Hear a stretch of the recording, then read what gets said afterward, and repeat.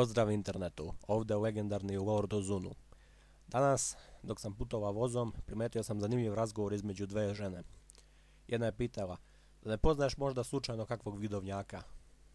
Meni je to bilo veoma interesantno jer nisam znao da naši ljudi dalje govore o vidovnjacima. Malo mi je počelo da se mota po glavu neka tema u smislu ovo je baš interesantno, ovo je pravi slučaj čarobnjaka iz voza. Mada onda sam počeo malo dublje da tragam po internetu, pošto da budem realan nisam imao neka pametnija posla, put je veoma dug. I tako polako sam počeo da pretražujem, mogao si lako da nađeš sajtove sa simptomima crne magije, šta se desi kada neko bude opsjednut činima. Očigledno je da ljudi na našim prostorima veoma su zainteresovani za ovu temu. Poznavanje vidovnjaka je postala na neki način svakodnevnica. Ljudi čitaju horoskope, gledaju dlan, neki čak odlaze i kod tih vlaških mađijaka koji im pokazuju te legendarne stvari koje navodno skidaju čini ako je neko nesrećan, ako se neko loše osjeća, ako nekome bubreg nije u funkciji pa ga oni povrate i tako. Sada u tom prosjeku nastao je i časopis po imenu Zona u kome se jasno mogu vidjeti svi ti vidovnjaci i pomislih nad sve to samo Bože, kuda ide ovaj svet. Dakle, godina je 2017. Ne 1417.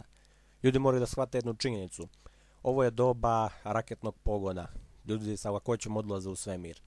Nauka je toliko uznapredovala da sva naša otkrića u prošlosti danas izgledaju jednostavno mizerno.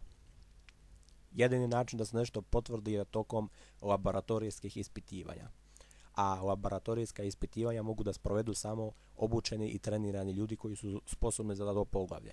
Mislim, danas u svijetu interneta informacije se šire brže nego ikad. I postoji opasnost jer ako se šire lažne informacije velikom broju ljudi, to nije nimalo dobro.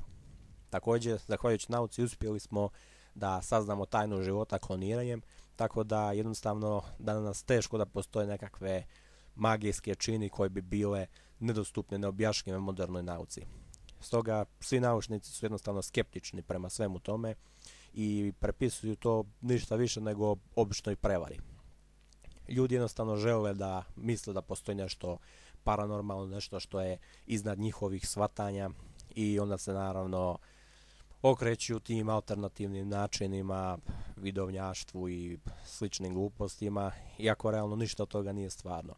Ljudi ne mogu da ovladaju nekakvim nepoznatim činima. Niko od nas nije crtani lik, mračni čarobnjak.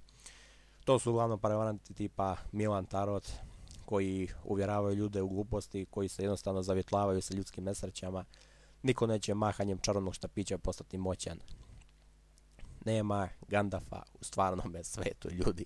Šta vam je, kako ne možete da shvatite da su to ništa više nego gomila prevara. Sve je to zbog novca. Oni samo naivnima uzmu novac, a ovo je sve placebo efekat. Uvere ljude da je nešto stvarno, iako u stvari nije. Ne može prosti od toga. Magija je ništa više nego obična prevara i da je magija stvarna, ja bih rekao, zašto vidovnjaci ne dobiju na loto? Zašto nema tih čarobnjaka da liječe ljude u bolnicama? Niko ne može odgovoriti na to, zar ne? Tako da jednostavno, magija nije stvarna. Toliko od mene.